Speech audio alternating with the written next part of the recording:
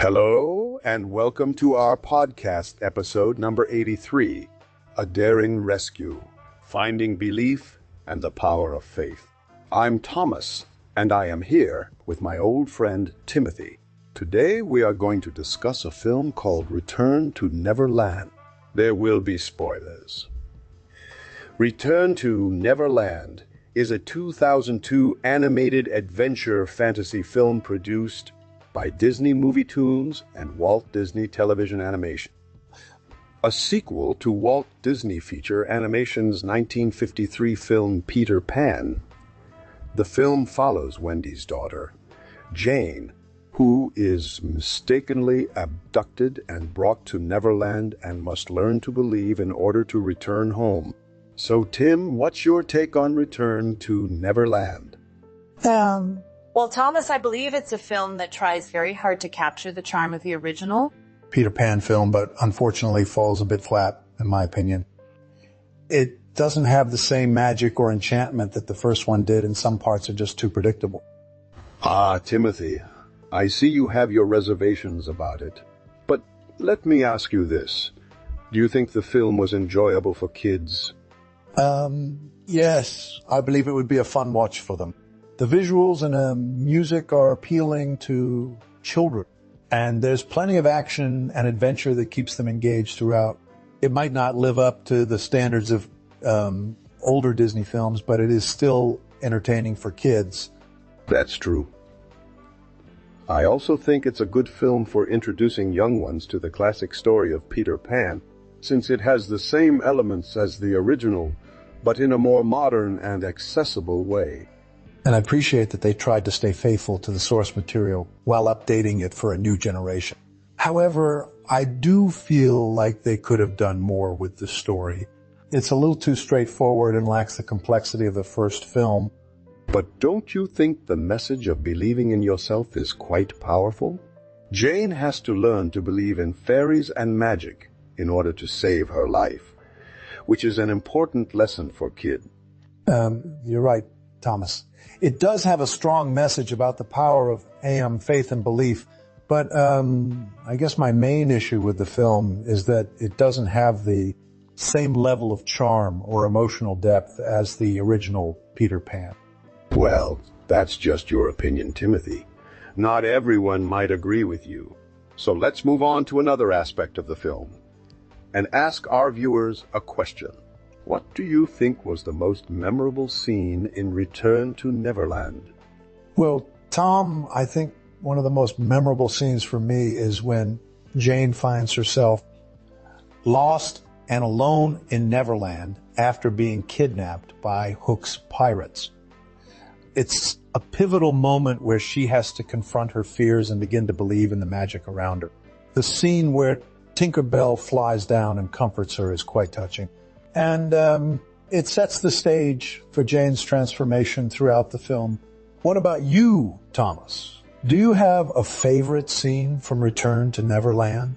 Actually, Timothy, I think my favorite scene is when Peter teaches Jane how to fly. It's such an iconic moment in the Peter Pan story. And they did a really good job of recreating it here with a modern twist. The way they use the music and visual effects to capture the sense of freedom and joy as Jane learns to fly is simply magical. Plus, I love how supportive both Peter and the Lost Boys are during this process. It shows how even people who seem different or scary can be kind and helpful if you give them a chance. You're right, Tom. That scene was indeed quite memorable. But overall, do you think Return to Neverland is a film that stands out among other Disney sequels or remakes?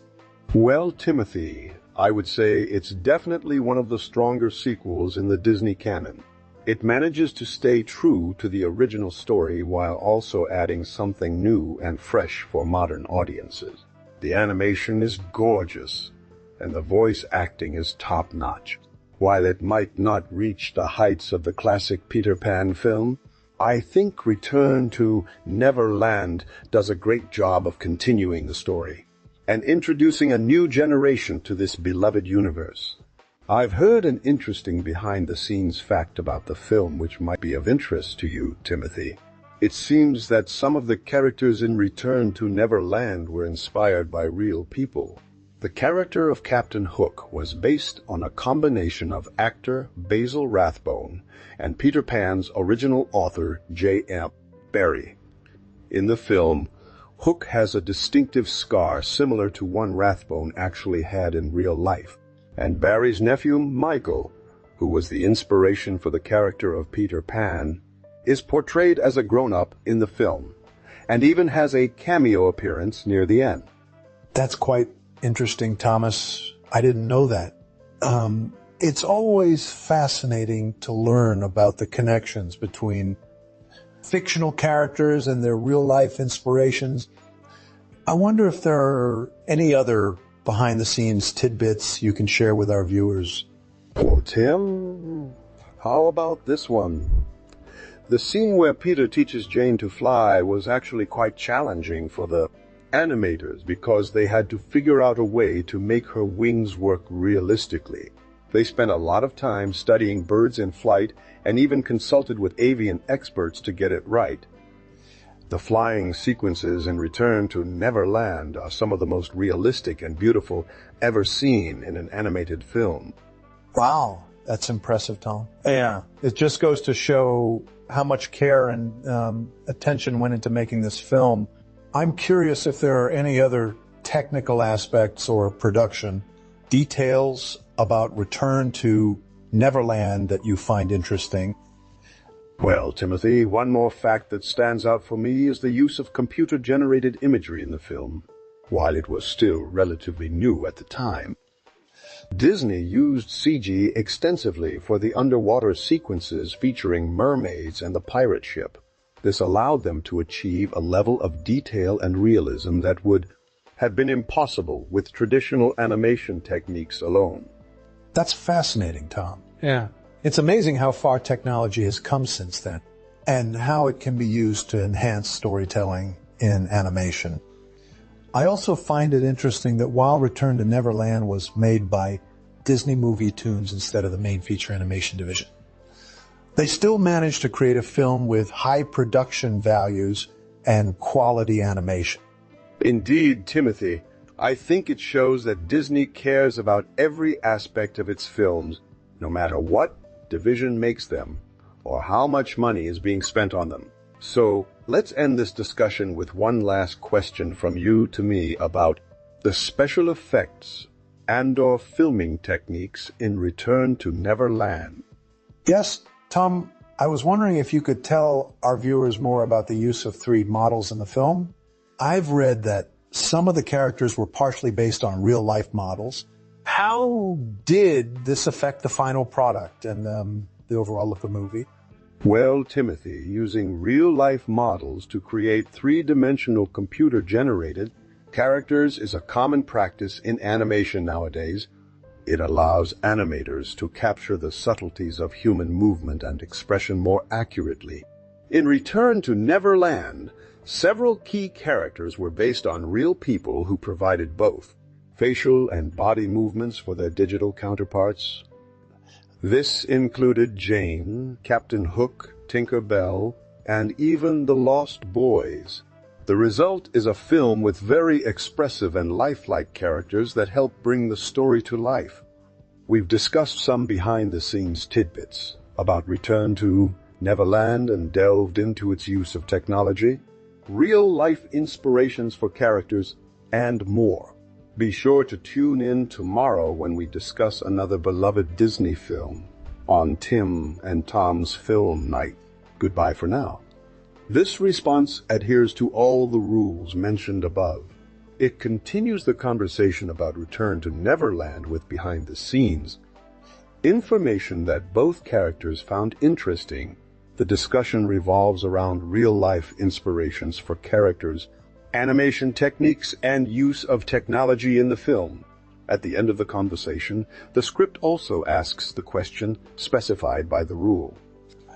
I think it's quite fascinating how they used real-life models for some of the characters in Return to Neverland. It certainly adds an extra layer of authenticity and depth to the film.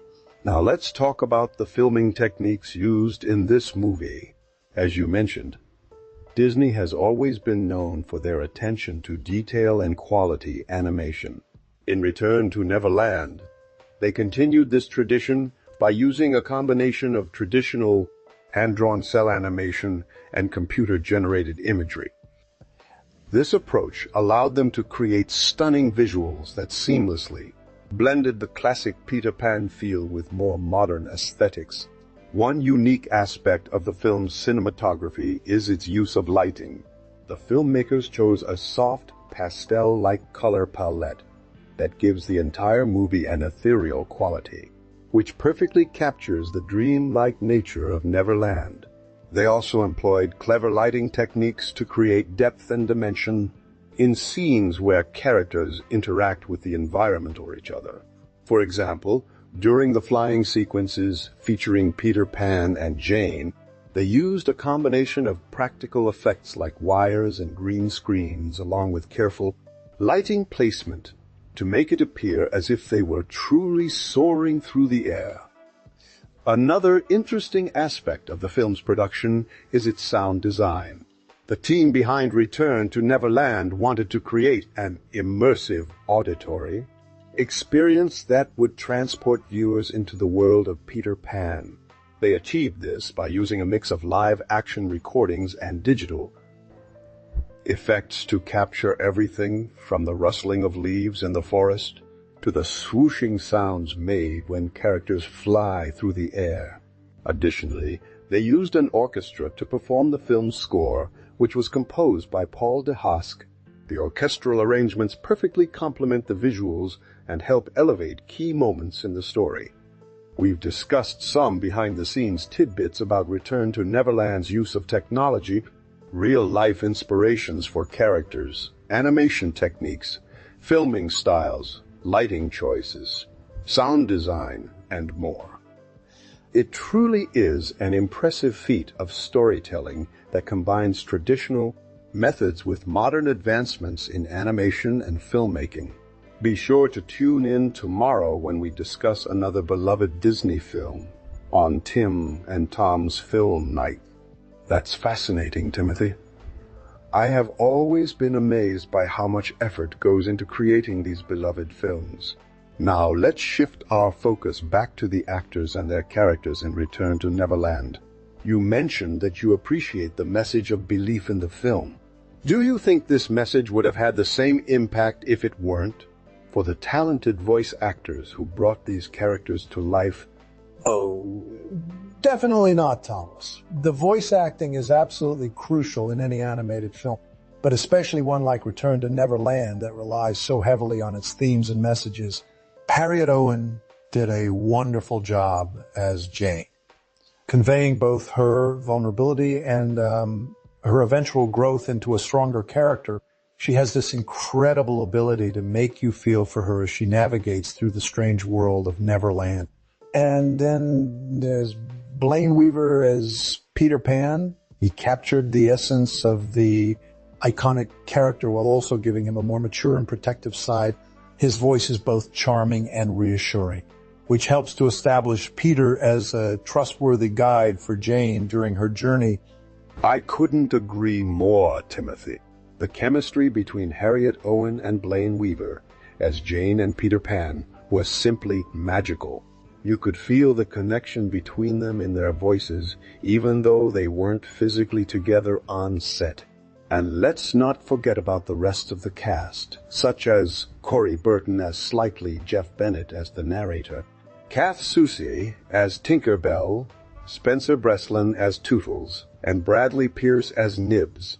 They all brought their best game to this film, bringing these beloved characters from J.M. Barrie's universe into our hearts once again.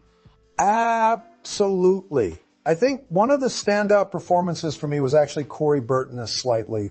He managed to capture both the innocence and the wisdom that makes Slightly such an endearing character. His voice is so expressive, which allowed him to convey a range of emotions without relying too heavily on facial expressions or body language. And let's not forget about Tinkerbell. Kat Susi did an amazing job bringing her to life with that cute, sassy, and sometimes mischievous voice. That's a great point, Timothy. It just goes to show how important the voice acting is in creating these fully fleshed out characters that we all know and love. And I think Return to Neverland does an excellent job of blending new talent with some familiar voices from previous Disney films. For instance, Spencer Breslin also voiced DCOM in the Tigger movie, which was released a few years before Return to Neverland. It's always fun to hear these little connections and Easter eggs scattered throughout the film. Oh, yeah, I remember now. That is quite interesting. It just goes to show how much attention Disney pays to detail, not only in their animation, but also in casting and voice direction. And speaking of details, Thomas, what do you think about the character designs in Return to Neverland? How did they manage to create such visually appealing characters while still staying true to the source material?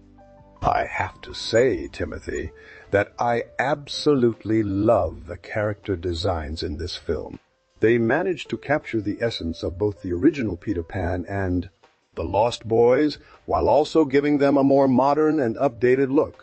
The attention to detail is simply stunning. From Peter's iconic green tights and red jacket to the unique outfits worn by each member of the Lost Boys, every aspect of their appearance feels thoughtfully crafted. And don't even get me started on Tinkerbell. Her design in this film is just absolutely gorgeous. I couldn't agree more, Thomas. The character designs really are one of the standout aspects of Return to Neverland. They managed to strike a perfect balance between honoring the classic look and feel of Peter Pan while also bringing something new and fresh to the table. And I think that's what makes this film so special. It manages to appeal to both longtime fans of the original story as well, as younger audiences who might be experiencing it for the first time. Absolutely. Return to Neverland truly is a testament to Disney's ability to adapt and update classic stories while still retaining their essence and charm. And with its memorable characters, heartwarming story, and stunning visuals, it's no wonder that this film remains a beloved addition to the Peter Pan canon. While it's true that Return to Neverland has its fair share of detractors who criticize its story and characters, I think it's important to consider the cultural significance of this film in relation to the original Peter Pan story. As we all know, J.M. Barrie's work has been a source of inspiration for generations of children and adults alike, and Disney's adaptation of his stories continues to capture the imagination of audiences around the world. In Return to Neverland, we see themes like belief, imagination, and the power of friendship that are timeless and relevant to people of all ages. That's a great point, Thomas, and I think it speaks volumes about the enduring appeal of these stories. Even though the film was released in 2002, its message still resonates with audiences today just as much as it did when the original Peter Pan was first published over a century ago. And I believe that's because these themes of adventure, friendship, and belief transcend any generation or culture. The cultural significance of Return to Neverland goes beyond just being an entertaining Disney movie. It's a film that has the potential to inspire and uplift viewers from all walks of life. And let's not forget about its representation of women in leading roles like Jane, Tinkerbell, and even Captain Hook's mother. These characters offer positive role models for young girls who are watching this movie, and show that they can be just as capable and brave as their male counterparts. I think it's important to acknowledge the importance of representation in popular media like films and television shows. Return to Neverland does a great job of providing strong female characters who aren't defined by their relationships with men, but rather by their own unique personalities and abilities. And this is something that we don't see enough of in children's entertainment these days, which makes the film even more special. Exactly. We can only hope that future adaptations of Peter Pan will continue to build on the progress made by Return to Neverland in terms of diversity and representation. Let's appreciate this film for what it is, a timeless story about the power of believing in yourself and your dream. I couldn't agree more, Tom. In conclusion, while there may be some disagreements about the quality of Return to Neverland as an animated feature, we can all agree that its cultural significance is undeniable. The film's themes and characters have captured the hearts of generations and will continue to do so for years to come. So here's to Peter Pan, Tinkerbell, and all the other inhabitants of Neverland. May their adventures never end. And with that, it's time for us to wrap up today's discussion on Return to Neverland. Be sure to tune in tomorrow when we delve into another beloved Disney film on Tim and Tom's Film Nights. And so concludes our discussion on Return to Neverland. As always, I appreciate your input, Thomas. While we may have differed in our opinions about certain aspects of the film, it's clear that this is a movie with a lot to offer. From its stunning visuals and impressive voice acting to its heartwarming story and important theme. Return to Neverland is truly a gem in Disney's animated catalog. Absolutely, Timothy. It has been another fantastic episode of Tim and Tom's Film Nights, and we can't wait for our next discussion. Remember, folks, if you enjoyed this episode or have any thoughts on Return to Neverland, feel free to leave a comment below. We love hearing from our viewers. And don't forget to subscribe and like the video so you won't miss out on future episodes where we explore other classic films. Yes, Thomas, be sure to join us again tomorrow for another thrilling adventure into the world of cinema. Until then, remember to keep believing in yourself and your dreams, just like our favorite characters from Neverland. Thank you all for joining us today on this special episode about Return to Neverland. Have a wonderful day, everyone.